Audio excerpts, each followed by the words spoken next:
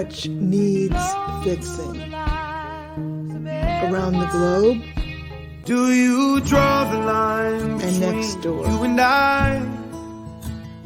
All that's broken on the river. It is time for We Act Radio's Conversations Toward Repair.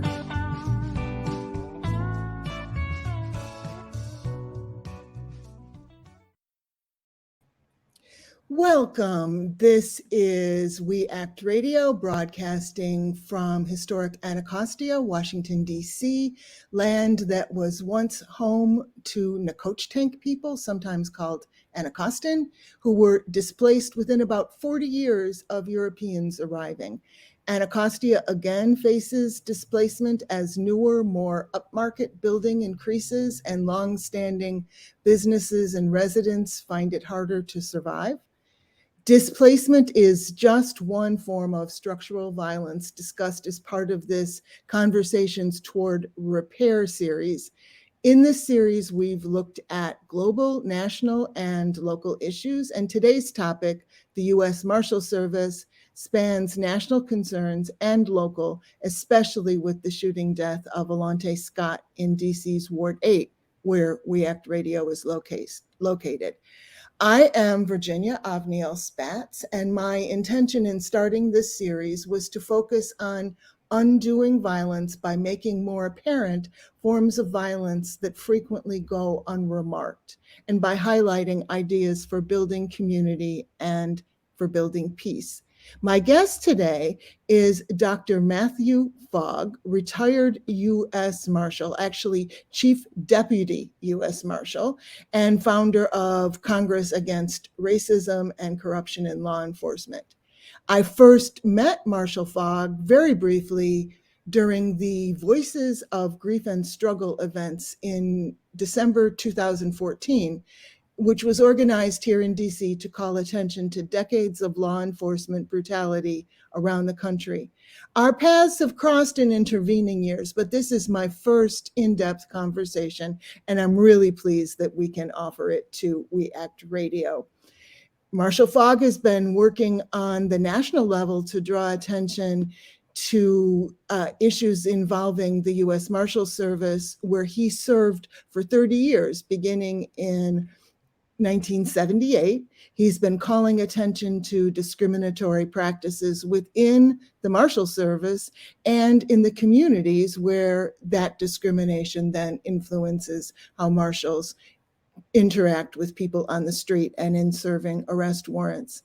He also stands with local groups seeking transparency and reform, and one of those is locally the family of Alante Scott, who was killed by U.S. Marshals in D.C. in February of this year. And as I mentioned, Dr. Fogg is founder of Congress Against Racism and Corruption in Law Enforcement and active with other coalitions locally. So with that, I will stop talking and say, welcome, Marshal Fogg. And why don't you tell us a little bit more about your background and any other things that you'd like our listeners to know? Right. Well, thank you very much, Virginia. I appreciate that for having me on board. Yes, I basically, well, I'm a Washingtonian. I was born and raised here in D.C. and grew up, and I was also part of the March on Washington. I was a young kid, 11 years old, marched down to hear Dr. King's famous speech and so forth. And then I had an opportunity to be a part of segregation in this city when we couldn't, I always remember we couldn't get in the Washington Branch, Eastern Branch Boys Club because it was whites only. And one day I went home and asked my mother why they won't let us in the Boys Club. I realized later on she was trying not to break me the way she was explaining it. But the bottom line, she was saying there were laws that we had to do what these laws told us to do. She said, but they're abomination before God. She said, and don't you ever let nobody tell you you're not as good as any other kid. I didn't quite understand that, but I saw them tears flow down her face, and I never forgot. And then she said, son, maybe one day you'll make a difference. And lo and behold, sure enough, as time went on and the things I began to observe, I started knowing that I had to take up the mantle and do what I need to do. So I went on to college and graduated from Marshall University. That's spelled with two L's. That has nothing to do with being a U.S. Marshal. But I graduated from Marshall University in West Virginia. Got there right after the airplane crash. It wiped out the whole football team. They made a movie, We Are Marshall. And then ended up getting into, and when I really learned that basically my challenges was I was in electrical engineering, but my prerequisites coming out of schools in Washington, D.C., I just could not compete with those kids up there coming into West Virginia at Marshall University. So in order to keep flunking out, I switched my major to law enforcement, criminal justice administration, not knowing that I guess God was preparing me for the journey that I would soon take. So I got my degree in criminal justice in 1976, came out, waited a couple of years. And there was an incident that happened to me when I was a kid that I think had an indelible effect on my life. I got locked up by the Metropolitan Police Department for robbery. And it was when I just turned 18. Now, the strangest thing about it was I was working at the Safeway at the time, and I was a package pickup clerk, myself and another kid there. And a little young boy, about 14 years old, these kids around his age group would come around. If they saw him out there by himself, they would try to bully him, rob him, take advantage of him. They wouldn't mess with him if I was out there or the other employee. One day they did catch him out there by himself. They beat him up, took his money. And so the manager brought him inside and said, just call the police, let the police do a report. So the police officer came and did the report. He knew me, the officer, because that year before I had worked in a summer youth program. And he said, well, Matthew, listen, if we catch these boys, would you know who they are? I said, I know the ones that come around here and bully him. I just don't know their names. He said, well, I'll just put you down and the other employee's name down as a witness. Bottom line is, by that time that story got downtown, and the detective took the case over, he somehow got our names mixed up as the witnesses, as the suspects. And at that time, of course, I didn't know then, but Black lives didn't matter back then either. So he came and basically they came to my house, and it was a Saturday morning, came in and with everything that I'm going to be doing in the future. The paddy wagon out back, police in the back, front yard, shotguns and everything. And they come in and tell my mother it's Matthew Fogg here, and my mom's all upset and said we got a warrant for robbery. And my son would never rob them. Now, I've always been a good kid. I didn't have no juvenile record. Always try to do the right things, but that didn't matter at the time. And I was really perplexed. And anyway, he took me down the station. He's down there typing, and he's trying to put things together. And then finally he says, listen, he says, now, he just wants me to just confess, just straight up. Don't even try to figure this thing out. Just say, hey, look, just you did it. You don't have no record, so you'll get out on bond. He's telling me stuff like that. And I said, what did I do? Who did I rob? And finally, he showed me a picture of the boy that I was supposed to have robbed. And, you just got a relief came over to me at that moment because, it's almost like you go to the doctor and you think you got something really bad. And he says you just need some Tums or something, but you're scared. So bottom line is he ended up, when he showed me the boy I was supposed to rob, I'm flabbergasted. I'm like, man, you got the wrong guys. We're the ones who called you and all of that. And you can see a real perplexed look came on his face. He goes away for a real long time. He finally comes back and he sits down all looking all weird. And he says, the boy said you did it. He's telling me that, but I know that boy didn't say that. But see, these are all the things that and God wanted me to experience this stuff because this is what I'm going to be seeing later on in law enforcement, how we do things, how we get our numbers up, how we make arrests, how we can easily alter the evidence, everything to get what we want, the desired result we want. Bottom line is, I told him, man, I know that boy didn't say that. He said, well, you're going to have to go to the cell block until Monday. I didn't know what that was. But then when they took me, when they drove us all over to the cell block in the van, dropped us off down there. Now they got to fingerprint me and take my pictures and all of that. And I'm upset now and I'm crying. I want to fight. I don't want this to happen because I'm saying they made a mistake. I shouldn't be getting fingerprinted and all of that. But bottom line is, one of the officers down there, I never forget him. He told me, he said, this big white guy, he says to me, he says, look, we fingerprint people two ways here. And I'm thinking maybe one of them is you can go home and come back later with your parents or something. He says, two ways here. He says, conscious or unconscious. You figure out which way you want to do it. And I was in the corner, and then finally this other officer came over to me and talked to me, a black officer, and he said, listen, kid, he said, usually people don't put up a resistance like this at this stage. He said, I believe you. He said, but there's nothing you can do at this point. You got to go through with this process. He says, and hopefully, he says, when you get out of here, he said, you get your parents and you come back and you fight this thing. He said, y'all sue. He said, because if that's what had happened, what you said has happened, he said, you shouldn't have no police record. So anyway, I went through the process. Then they ended up putting me in the cell with some guy. And most people think they put you in the cell with Bubba. In this case, it wasn't Bubba. It was worse. They put me in the cell with a guy that was going through heroin withdrawals. I didn't know what that was all about. The guy's withering around on the floor, holding his stomach, puking, throwing up, going to sleep, waking up, all kinds of stuff. I'm thinking, I don't know anything about drugs and withdrawals, but I did see a werewolf movie. I thought the guy was becoming a werewolf. Honestly, he had all of the attributes and traits of a werewolf that, you see in the movies, all the gyrations they go through before they wake up and have all over the place. And he was going to do that and then wake up and tear me from limb to limb. So I'm screaming, God, he's a werewolf. Please get him out of here. Finally, one of the other guys in the cell, he says, man, that's not a werewolf. He says, listen, he said, that dude just kicking a cold turkey. Now I'm thinking the guy ate some cold turkey. And I'm thinking, cold turkey do that to you? So I'm like, I will never, ever eat any cold turkey if that's what it does to you. You see how naive I was. But the bottom line, they ended up taking the guy out. Make a long story short, they ended up that Monday, the U.S. Marshals came and got us because in Washington, D.C., and I'll get into that, U.S. Marshals handled all of the local stuff that normally sheriff's departments handle in most of the other counties and jurisdictions.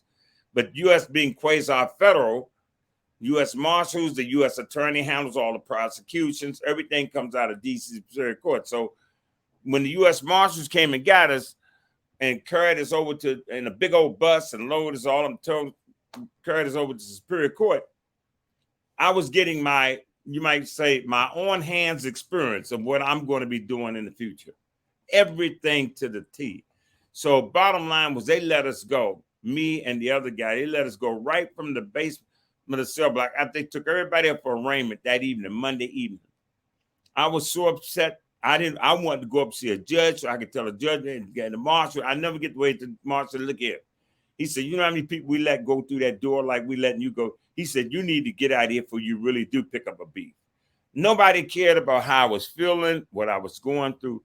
But when I got outside, my dad was there to pick me up. I said, Dad, let me just walk home. I got to think about what I went through. And I went by to see that detective. He's telling me that I won't have a police record. He said the little boy did say, he said, did it? But then he changed his mind. He's telling me all this stuff. And I'm saying, man, look, I'm going to have a police record. He's telling me I won't have one. So bottom line is I end up getting home. Later on, when I go to college, every year I come home, I check to see if I had a record. And it said no record found. So I'm feeling pretty good about that and thinking, well, the experience I had. Now I come out. Now I'm looking for jobs in law enforcement. And when I get out of college, I'm looking for jobs in law enforcement. Metro Transit was getting ready to hire me, DC Metro Transit. And lo and behold, that record pops up. And it had not only prosecute, but had robbery. So the investigator calls me and he says, Mr. Fogg, what is this? You got locked up for robbery. And I'm looking at him like, man, I didn't do it. That was a mistake. He closed the folder just like that and said, we can't hire you. And so, and that's another point I'm going to make here, because see, all these records that when you put on people, especially black folks, they don't have nobody advocating on their behalf. So a lot of them wind up just walking away. And even though an arrest or something that went down that shouldn't have never went down, or the cop just charging people just randomly in the car, all of these things that they do to get their numbers up. But bottom line is this. I ended up getting the American Civil Liberties Union. They took it over the case, and they ended up getting the case expunged. And that's after I wrote a letter to President Jimmy Carter. And then that's how they responded, by having the American Civil Liberties Union jump on it. Bottom line was we couldn't sue because we let the statute of limitations run out, but at least they expunged the record and they gave me the pictures. And to this day, I got the photos with the numbers under me, and all that goes in my book at the beginning. Shows the process. But so anyway, I go on, I get a job. The U.S. Marshals make a long story short, they just end up taking me on board. I go to Glencoe training, and I get all this training at the Federal Law Enforcement Training Center down in Glencoe, and you go through several months of training and, when to shoot, when not to shoot, policies, procedures, everything you're supposed to, how to do everything right in law enforcement and your processing of your job. First thing I hear when I get to my duty station was the manager who was right over the warrant squad. First thing he tells me, he says, Fogg, I know y'all learned all that stuff at the academy. You're all buffed up and ready to go. He said, but let all that stuff go. This is how we do it here. And basically what he was telling me, there's this culture in place. We do things, and if you play within that culture, you'll be okay. You go outside that culture, you're going to have problems. So, because I was perplexed. I thought I learned all the right ways at the academy. Now you're telling me this is how we do it here. And then that story began to now go over and over again as I begin to see how things were being done within our operations and stuff that they was doing. And if you saw officers do things that you knew weren't right, you learn real fast. You got to keep your mouth shut, because if you don't, you saw what happened to other officers open their mouth. And the system has a way of protecting itself. If they don't, even though the officer may be wrong and everybody knows a cop out there may be wrong, you don't speak out because the system doesn't want itself. That managers and people, they don't want to look bad. So they rather try to deal with it internally than to let somebody expose it for what it really is. And then so somehow they'll make you become the bad guy. And okay, so let's pause there for just a second, because one of the things that I wanted to do with this radio series on Conversations Toward Repair was to get people who maybe don't think about the kinds of experiences that you had as a young person, or trying to get work later with this bit on your record that you've been told. All of those things, many people know about them, but the way our society is, some of us, because of our skin color or other kinds of privilege, don't experience it directly. And I want to make sure that we just kind of pause and make sure that we are really hearing what Marshal Fogg has just told us about his upbringing here in Washington, D.C. I'm guessing you mean like the Safeway down on 14th Street? Is that the one you were working at? No, the one was on Kentucky Avenue on Southeast D.C. Oh, yeah. Okay. So, yeah, that and the Eastern branch of the Boys and Girls. I grew up in Southeast. Yeah. So that's several blocks from where I live now. And I've been here for 35 years. But my children, who are both white, had a different experience than many of their friends. And I just feel like we need to sometimes just kind of pause and say, okay, this is serious. That's right. Business. And it happens all the time. It is there, and some of us can kind of avoid even thinking about it. And that's the point of this show, is to make sure that we are not doing that. So with that, I really thank you sharing the experience that you told. And it was a wonderful, engaging story, and also heartbreaking, and the cold turkey. Like you thought it was going to be a werewolf. That's, I do understand, kids who have not experienced law enforcement directly are really naive when they're brought into the system, and they find out quick that there's no room for that. Right. So now we're up to, you've gotten a job with the Marshal Service, and you've already been told that everything that you were taught and everything that the outside world, if they review documents about how the U.S. Marshal Service works, we're going to be told that that's what happens, but in reality, it's a different story, right? And so I don't want to jump too far ahead, but when did you file your individual lawsuit? EEO complaint, Law Equal Employment Opportunity Discrimination complaint. That was in 1985. I came on in 78. And the strangest thing was they made me an EEO collateral duty investigator in that would have been probably right around 80, 81. So they sent me all the training schools, and then what I was doing was simply helping people. Anytime somebody filed an EEO complaint or something as a collateral duty, my job was to help them to process that complaint, which taught me all of the procedures, because a lot of times if you've got a file and discrimination complaint or you got that going on, it can be a challenging, and it can be a sort of process that sort of can turn you off, make you run away from it or don't know how to handle it. So I had all that experience. So then what happens in 1985, we had a white manager who was known to be a racist, known to be discriminatory towards African Americans, but he became a chief. And he was known to basically, if you was an astute individual, you had something on the ball, he would try to do something to mar your career and mess you up. So bottom line was for me, one day I was on a special assignment. My career, I was doing very well. I was moving up fast and everything. And I was on a special Bernard Welch Hugh Cologne task force. And what happens is the U.S. Marshal had this 15 most wanted fugitive manhunt task force. And like the FBI has their 10 most wanted. So these are the most wanted people. Whenever somebody makes that most wanted list, then they put resources out of headquarters and dump more resources into having the task forces fugitives up to look for these people and try to find them, because, of course, they're anywhere in the United States. Bottom line was I was working on that task force when this manager somehow told a lie on me and said that I took a government vehicle and left the thing in and went home and didn't tell nobody, and all these things he said. So that's a serious offense in the government, unauthorized use of a government vehicle. Serious offense, and you can get fired behind that. Definitely get some serious time on the street.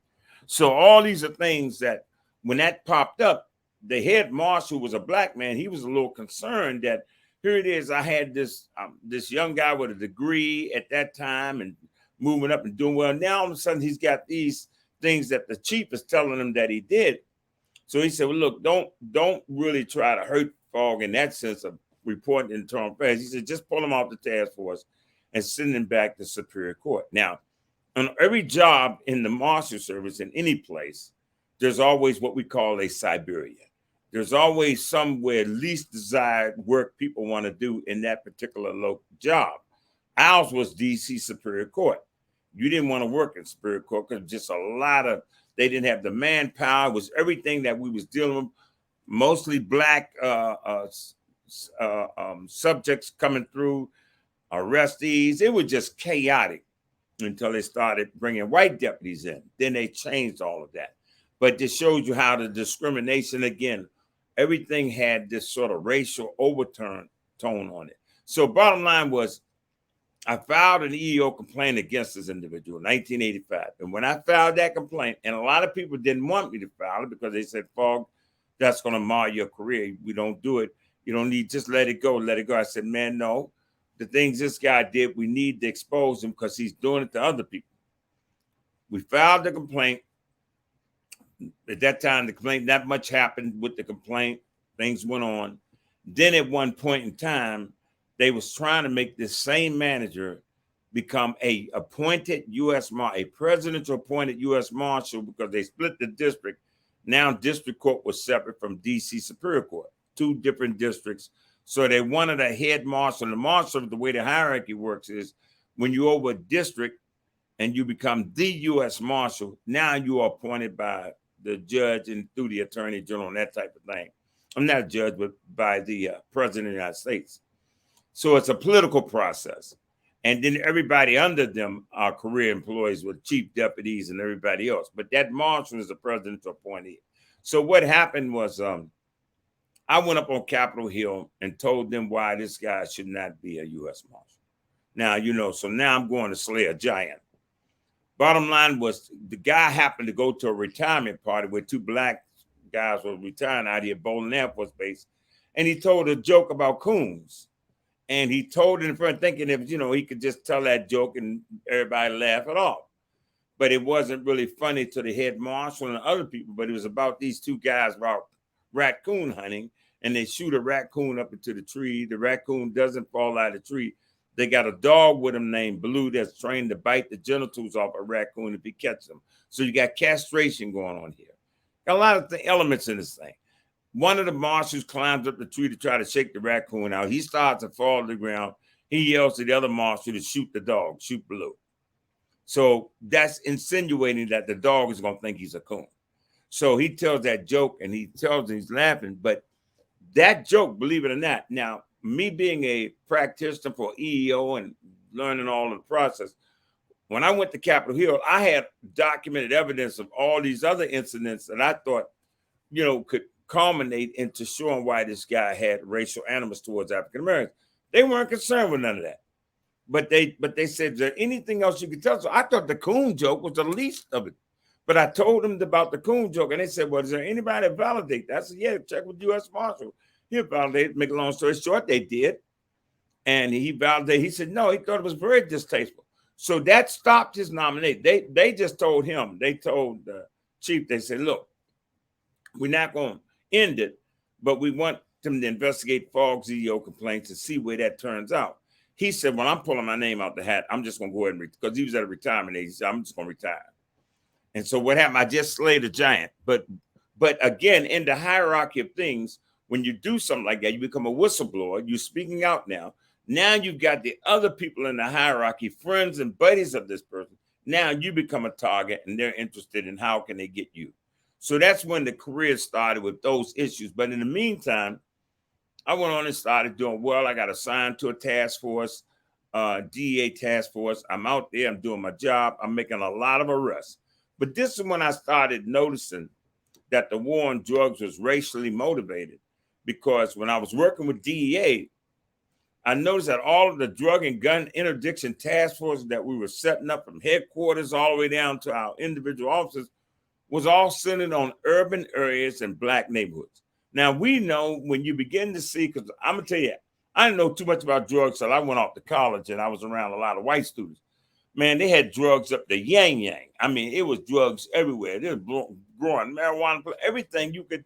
I had never heard of some drugs when I got to West Virginia until they was talking about these types of drugs. And so, but none of our interdiction was going into the white neighborhood. So one day when they were setting up we would do these dragnet operations where we'd take like 6-7 cities and we hit Chicago, New York, Miami, LA.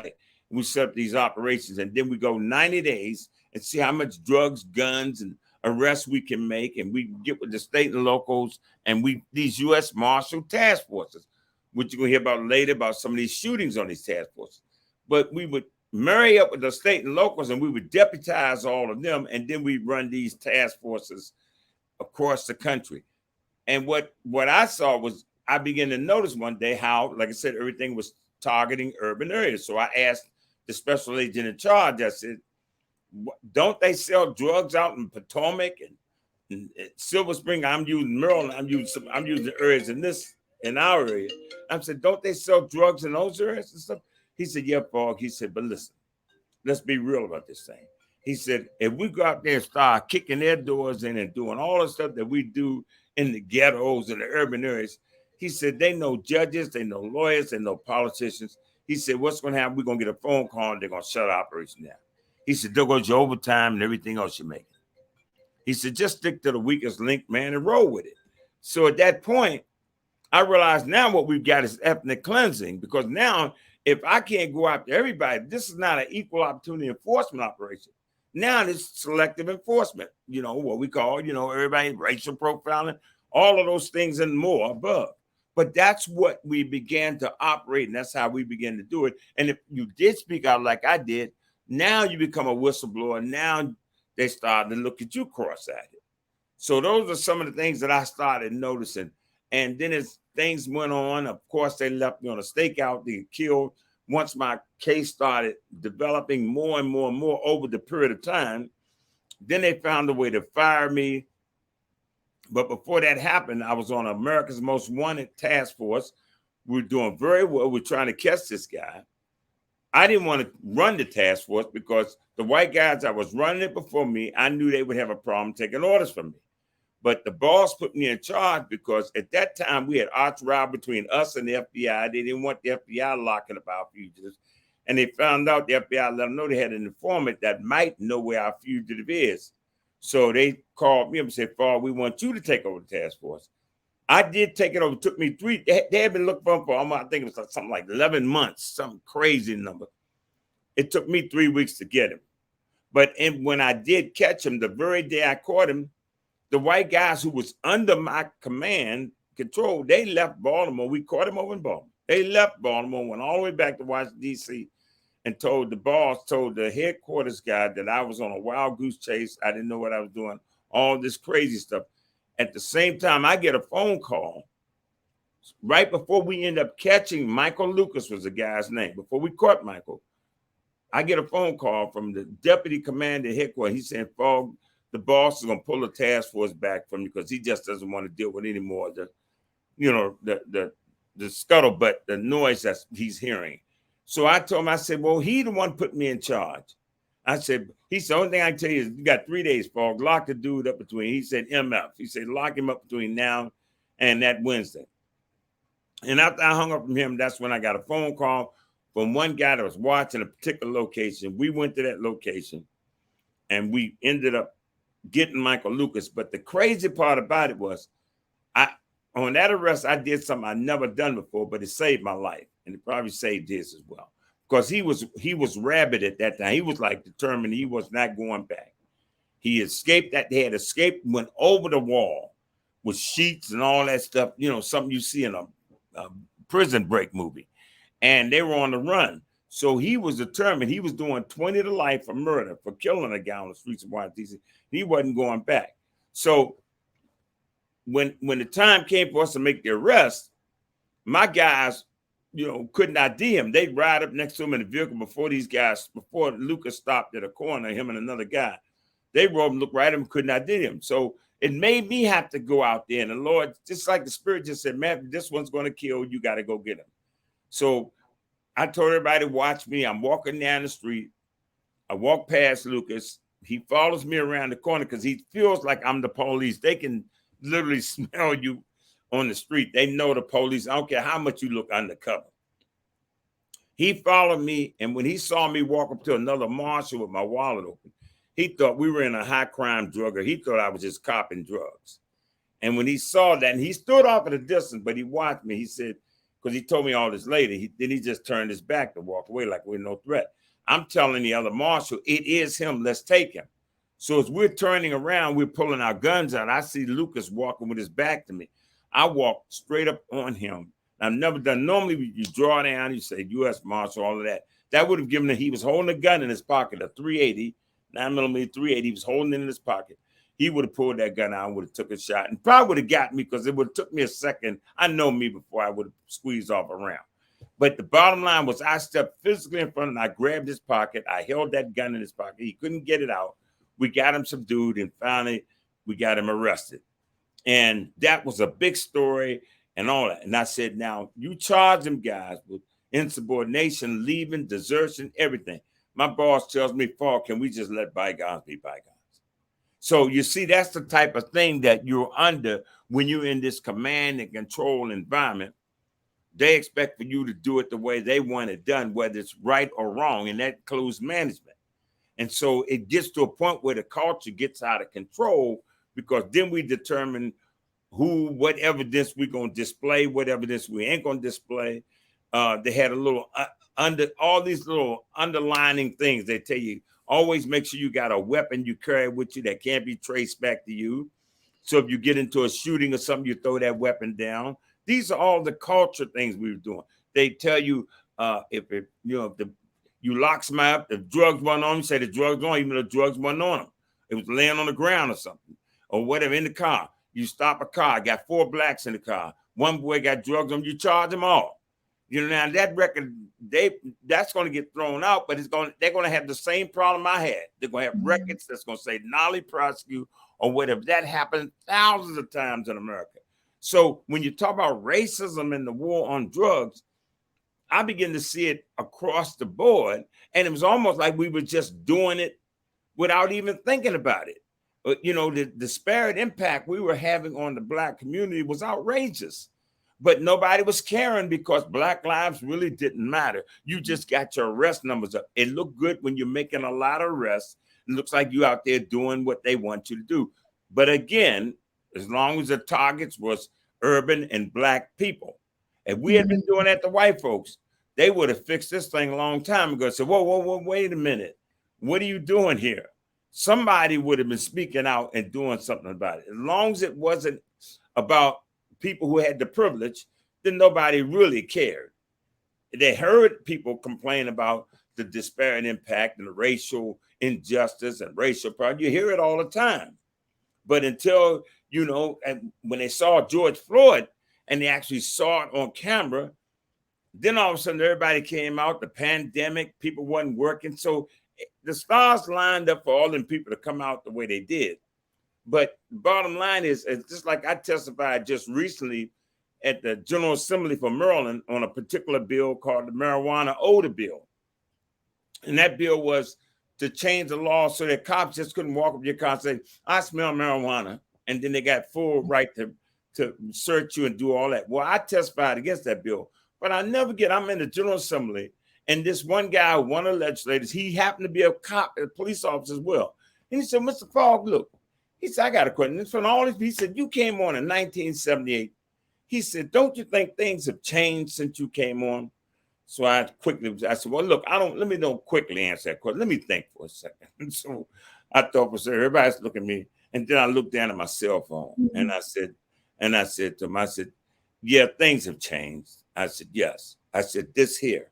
I said, trust me. I said, they beating them up and charging them and doing everything they was doing in 1978. I said, just today we're getting it on camera. And he had to just kind of quietly back off because that's what George Floyd and all the rest is about. It's now you're seeing it on camera and people are seeing these things happen. So with the Marshal Service, so with my lawsuit, I take it to court. They ended up firing me. They fired me in 1995. So all that was a part of my lawsuit when I went for saying, hey, I blew the whistle. They terminated me. They did all these things to me. We go to federal court and we win. We don't settle. We go all the way to a jury trial, and the jury trial finds, and not only does the jury finds in my favor, but the jury comes back and says, we find the whole U.S. Marshal Service to be a racial, hostile environment for all of its African-American deputies before and after 1991, I believe. But the bottom line was showing the longevity of this racism. So once I won, that was in 98, you would have thought the agency would have backed them and said, okay, we've been exposed. Let's fix this. Oh, no, they came after me. Even the judge turned on me. He wouldn't even, under Title VII law, you have to make a person whole if a Title VII jury says the agency was wrong. You got to follow the jury verdict. He says, let the appeals court tell me I'm wrong. Knowing that's going to take another couple of 2 to 3 years, which it did. Then he steps down off the bench, and then they signed up. Make a long story short, it took 10 years from the time that I won to the time I got paid in 2008. Wow. So it took 10 years. In the meantime, in 1994, while I was going through this stuff, my attorney, we got together, and he said, look, Fogg, you should file a class action because all this stuff that you're exposing, this is happening to all of the Black deputies. So just file the class. He said, my firm won't be able to represent you. He says, but the thing about it is at least you'll have it on file and then you can take it from there. So I went on and filed it. Now, I know a lot of people wouldn't have because at that time, a lot of Blacks, a lot of people was running away from me, was scared of me, didn't want to be around me, didn't want to have nothing to do with me. When I went to trial, it was, man, you would have thought I had bubonic plague and SARS and a little bit of COVID on the side. You know what I mean? I mean, that's the way people treat you. So reality was I filed that in 94. In 95, they fired me. We went to trial. We went in 98. The jury says Matthew Fogg would have reached the level of Chief Deputy U.S. Marshal in 1998 at the time of trial. And all of these things, and the courts turned around and tried to reverse every bit of that. And then put me in, and then the government, when they finally paid me in 2008, they held all of my withholdings, federal taxes, state taxes, and other withholdings. They held it in a slush fund, didn't tell the IRS. issued me a 1099 that said no tax was taken out. Then the IRS started coming after me. Wow. Wow. So let's pause for another second. And I want to remind listeners that this is We Act Radio, broadcasting from historic Anacostia, Washington, D.C. I'm Virginia Avniel Spatz, and the other voice you're hearing is Dr. Matthew Fogg, who is Chief Deputy U.S. Marshal, retired. And we've been hearing a lot of stories from his long experience with the U.S. Marshal Service. And given that we only have about 20 minutes left here, so I'm wondering if we should pivot to talking about some of the cases that you're trying to draw attention to right now. There is, of course, the class action suit, which is, maybe we should set that aside because I think that might be another whole topic. Right. And there's also the case of Alante Scott here in Washington, D.C., who was unfortunately just in February. So while Dr. Fogg has been calling people's attention to these problems for decades, marshals are still on the street shooting a fleeing suspect in the back. From reports, the young man was trying to dump the garbage when they wanted to serve a warrant, and he ended up killed by U.S. Marshals. And then there was MPD on the street later saying that he'd been armed and involving themselves sort of after the fact. So I want to pause and just ask if you want to say something about the Alante Scott case, or if you have other current cases that you want to mention before our time gets away from us. Right, I understand. No, yeah.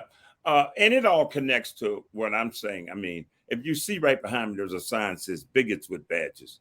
And that's the New York Post in 1997. They did a story, and they did it comprehensive for your readers, for your listeners. They can go to that bigotswithbadges.com, to that website, and get a full story. But that's really the gist of the Marshal's office, with that history of bigotry and racism. So the bottom line became, and just like when I was telling you about the disparate impact and how the racial profile, all the ways we conducted our activities, everything had a disparate impact on black culture, whether it's New York City, Chicago, LA. And I work with a lot of dragnet operations in all these cities. So I didn't just work in Washington, D.C. So I got a chance to see across the board and how law enforcement interacted with black people, period. So we talk about the extraordinary and the disproportionate numbers of killing of blacks or just arrest and all of the stuff that we do. The whole law enforcement system was centered on, like I said, get your numbers up on people of color, people who lives don't matter. So in the Alante case, when you look at that, and I spoke at his funeral, and I said, what we do know, I read a poem. I said, I made a poem. What we do know is this: the Marshal Service is riddled with racism. It's a racial hostile environment. A judge found it, said it was occult racism. He said it in my hearing, in my case, and we've heard it over and over again. So there's nothing you can believe coming out of the Marshal Service when it comes down to race issues, when it's white versus black. I'm sorry, you just can't believe it. And when they tell us that this man supposedly had a gun, I don't know. I know, like I said, our culture said, that unspoken word was you carry a throwdown weapon. We have no idea. I just know that it seems like a lot of these incidents that we see are disproportionate. Well, they don't seem like it. Statistics prove it's disproportionately affecting black people. So in Alante Scott situation, we've got the government saying they don't want to release the video right now, but yet we just heard of another a young man was killed in Virginia. What was his name again? The Marshal, the one in Frank Jennings. What's his name? Jennings. Yeah, Jennings. Right, Frank Jennings. This young man was killed under questionable circumstances, and the prosecutors up there just came out, I think yesterday, just released their report that they were not going to indict or charge these guys. Again, no, I've been in law enforcement. I'm the first one to say, look, if we're right, we're right. If we try to protect our lives and somebody's trying to hurt us, we have a right to defend ourselves.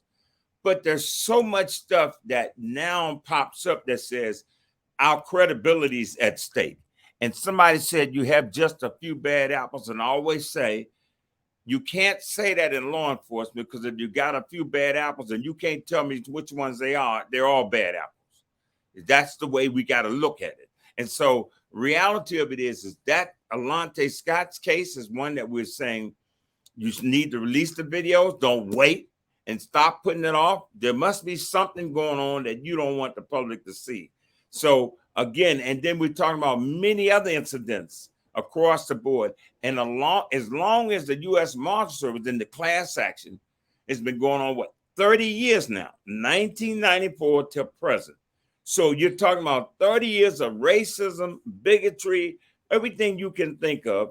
And you say, how in the world can the president just came out with an executive order, 104, I think 74, executive order on policing. And the reason why he came out with that executive order, because he was trying to address the fact that they could not pass the George Floyd Policing Protection Act in Congress. So that was his sort of response to that. Well, if Congress can't pass it, I'll come out with an executive order. Well, your executive order is a good direction, but it needs teeth in it. Because just like myself, if guys want to come forward, and there are a lot of cops, believe me when I tell you this, they want to come forward and point out the bad cops because they know who the bad. I tell people, cops know who the bad cops are. The civilians don't have to tell me that. We work around these people. We know the ones who out there doing these things.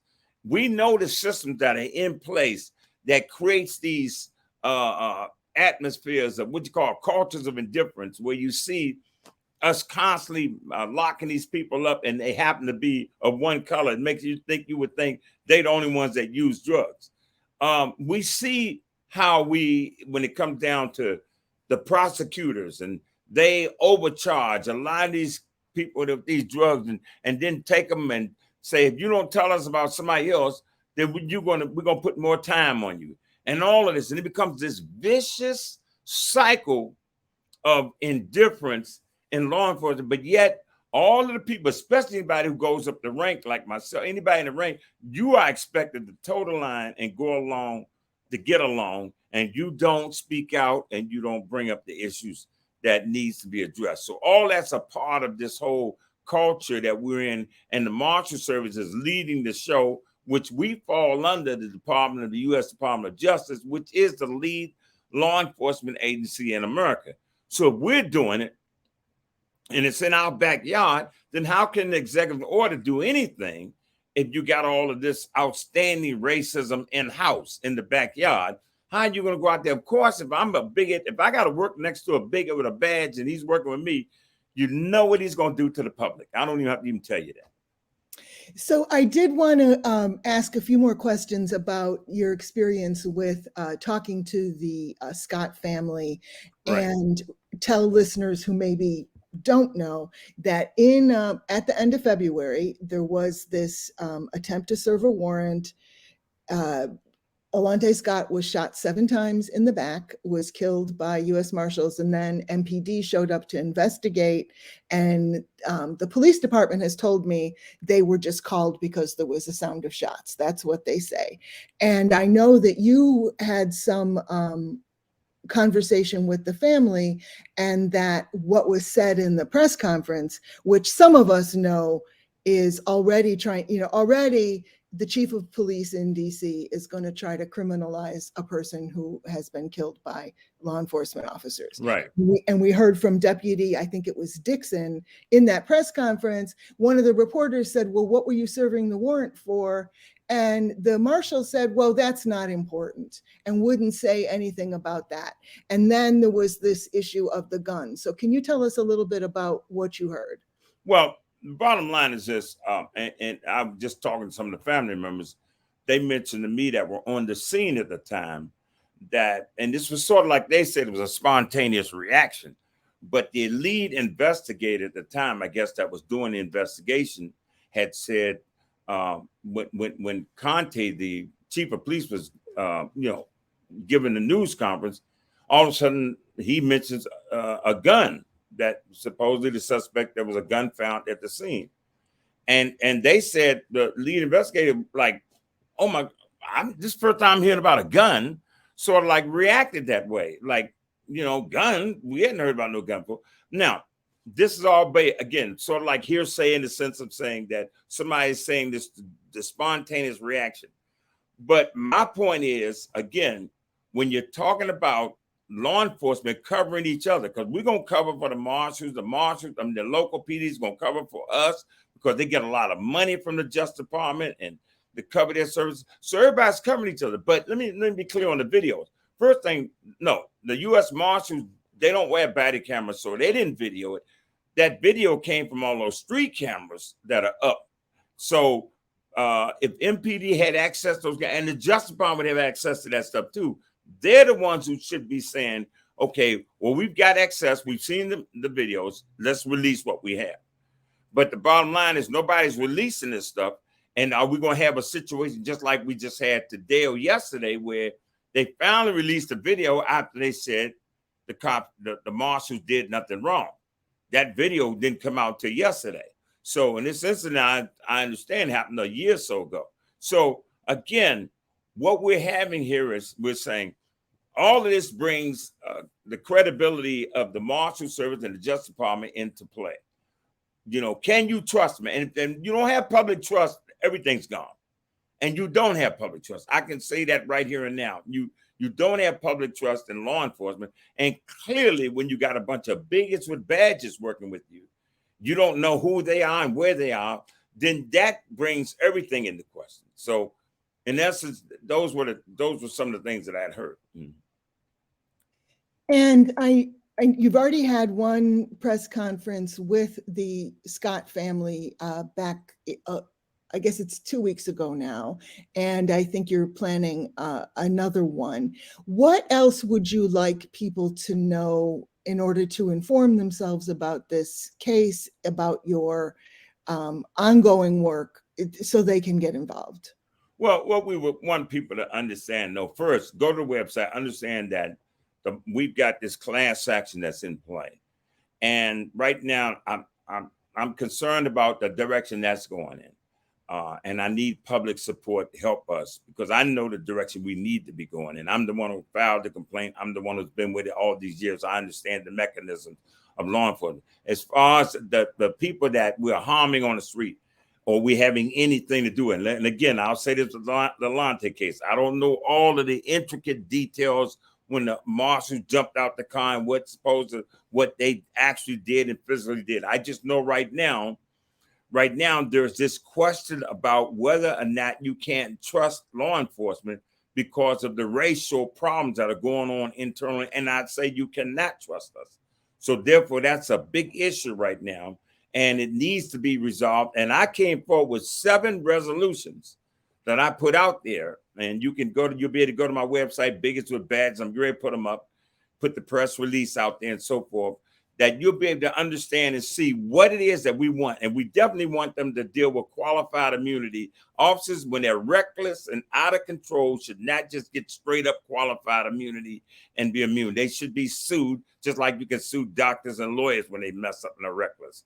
We're talking about whistleblower protections. Cops who are willing to come forward and tell on other cops, you got to protect them. I don't care anywhere in the United States. If you're going against that blue wall of silence, you've got to have protections. You cannot have law enforcement for 30 years with a lawsuit that this has gone on for 30 years and you expect all of a sudden to just throw something simple out there and say, let's just let it go and not hold managers accountable.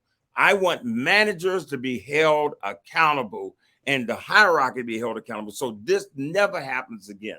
So we've got these things on the plate and we want people to understand that that any time that if you go to my website, again, support us, support the Black Marshals, what we're trying to do. Let us know you're in our corner and that what I'm saying makes sense. I mean, the bottom line is you can have racism, bigotry internally with a executive order out there, and yet you want it to be effective. It's just not going to happen.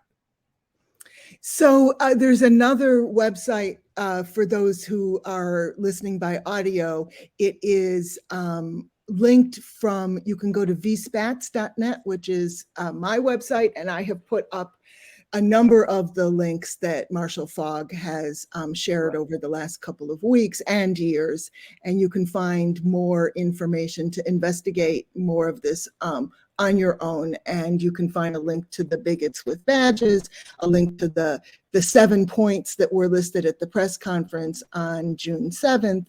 And there's other, I can put more information, and we can try to make sure that people are informed about that. And there's also a press conference that you can listen to Marshal Fogg's remarks, and to somebody who was speaking to the issue of the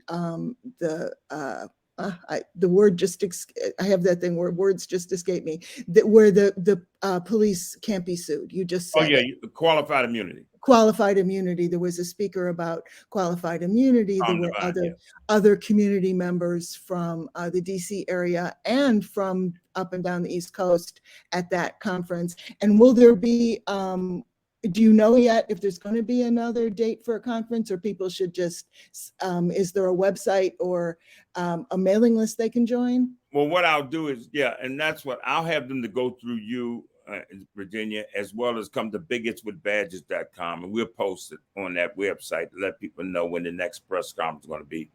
Because I think what we want to do now is address this recent issue of Frank, what's his last name? Was it Jennings?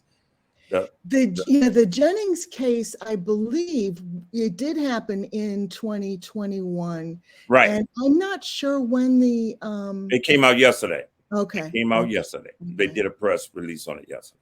Okay. And, we have also had, that was, we're still waiting for the report, whatever it's going to be, on the Alante Scott case. Right. He was shot on the 28th of February, and MPD, that is Metropolitan Police Department for DC, has been somehow put in charge of investigating this. Right. And I did check with MPD, and they said they can't say anything about the actual marshals who were involved. They don't ever tell anybody's names until the release, but then they can't say anything about whether they're going to release the information. And as you said, they're the ones that have body cam footage and should be able to share that, but our mayor... Well, not body cam, but the cameras overbooked, because the marshals weren't wearing body cameras. Okay. Those who were on the scene, the camera footage comes from all of the cameras that were placed in the complex area around. That's what. I see. Okay. And in any case, MPD, their spokesperson told me that they basically are investigating. They won't say anything till the investigation is finished. Right. But meanwhile, they have said nothing to the community. And, we only have a couple minutes left. And one of the things that I want to kind of close with is that because they're not saying anything, and because this continues to go on, how do people who are in the most affected communities feel safe, or feel that their young people are safe? And what we still have a situation where the violence in law enforcement, excuse me, Virginia, I mean to cut you off. The violence in law enforcement is a fact. And there was a report done on the U.S. Marshal Service saying the marshals are more violent than any other law enforcement. And you'll be able to see that when you go to Virginia site of mine. We have those articles up. The problem is when you're talking about deadly force, or you're talking about simply just locking somebody, I tell people it's not deadly force. It's all of the people that we falsely arrest, or accuse of things that didn't do it or change the evidence. That's racism. That's ingrained in the U.S. Marshals and a lot of law enforcement departments. Black lives just don't matter. So I spoke about it. I won a case. I proved it. It exists in the U.S. Marshals. And instead of them fixing it, they allowed it to drag on to where we are today. So only thing I can tell you is just get involved. Write your congressman, write the congressmen, the U.S. Congress leaders. Up on my website, you'll see what our lawyers, we wrote to Congress about the racial aspect of this case meaning the class action lasting for so many years. And how in the world can you expect justice for the citizens? You can't. So yes, you have a right to be afraid, concerned that, you know, if we can't get it right and this executive order doesn't get it right, you know, you've got a right to be concerned. You really do. Okay, so we're going to have to leave it at that. You've been listening to the voice of Dr. Matthew Fogg, Chief Deputy U.S. Marshal, retired. He was in the service for 30 years and has been speaking out for at least that long. And I'm Virginia Avniel Spatz for We Act Radio saying, tune in next time. And meanwhile, peace.